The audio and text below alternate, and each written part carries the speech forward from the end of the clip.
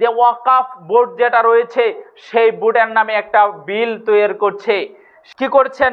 এই আল্লাহ রাস্তার মাঝে যারা মাটি দান করেছেন, যারা কবরস্থান বানিয়ে থুয়ে গিয়েছেন, যারা মসজিদের মাঝে মাটি দিয়েছেন, যারা মাদ্রাসার মাঝে মাটি দিয়েছেন, যারা অনেক জায়গার মাঝে দান দক্ষিণা করেছেন, সেইগুলা সব যে ওয়াকাফ। একটা মাদ্রাসা খোলা যায় তাহলে ওয়াকাফ বোর্ডের রেজিস্ট্রেশন লাগে, তার নাম্বার লাগে। তাহলে ওই হিসাবে ওই যে মুসলমানের এইগুলা সবগুলা মুসলমানের সম্পত্তি ছিল। এখন যে 2 দিন আগে বিল পাস করা হলো, তারা এই বিজেপি সরকারে তারা ভাবছে যে এই যে আমাদের যে যত এই ইসলাম ধর্মর মানুষের যত মাটি রয়েছে, যেগুলা দান দক্ষিণা করেছে, সবগুলা তারা সরকারি হিসাবে তারার কবজাত নেওয়ার চেষ্টা করছে।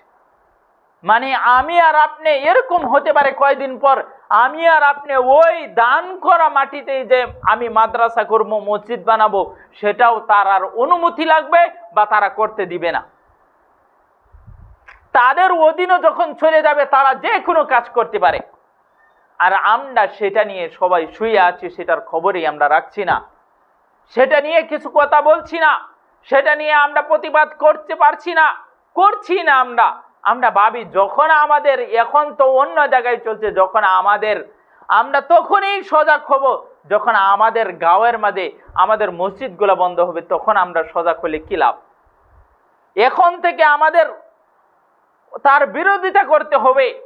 যত মুসলমান রয়েছে, সে যে কোনো মাযহাবের হোক না কেন, সে আহলে হাদিস হোক, সে হানাফি হোক, সে যে কোনো মানুষ হোক না কেন, সে যদি মুসলমান হয়ে থাকে, সে যদি মুমিন হয়ে থাকে, তাহলে সবারই দরকার যে একসাথে হয়ে লড়াই করা। যদি আমি আর আপনি একসাথে থাকি, আমাদের মুসলিম ভাই যত রয়েছে, যত মুমিন ভাই রয়েছে, সবাই যদি একসাথে থাকি, একসাথে সবারই দুঃখ কষ্টর মাঝে সাথে থাকি, তাহলে আমাদের কোনো কাজ অন্য মানুষ আমাদের কাছে বা আমাদের উপরে হাত তুলতে ভয় পাবে, আমাদের বস্তুর উপরে তারা নজর দিতে ভয় পাবে।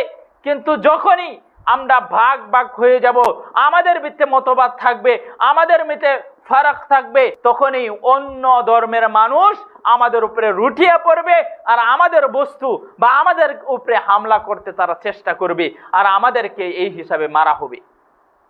এই জন্য আল্লাহ রাব্বুল আলামিন কোরআন কারীমের মধ্যে বলেছেন যে তোমরা কি করো, ওয়াতাসিমু বিহাবলিল্লাহি জামিআন ওয়া লা তাফাররাকু, তোমরা কি করো, আল্লাহর রশ্মিকে মজবুত হিসাবে তোমরা ধরে নাও, তোমাদের মাঝে যাতে ফিরকা না হয়।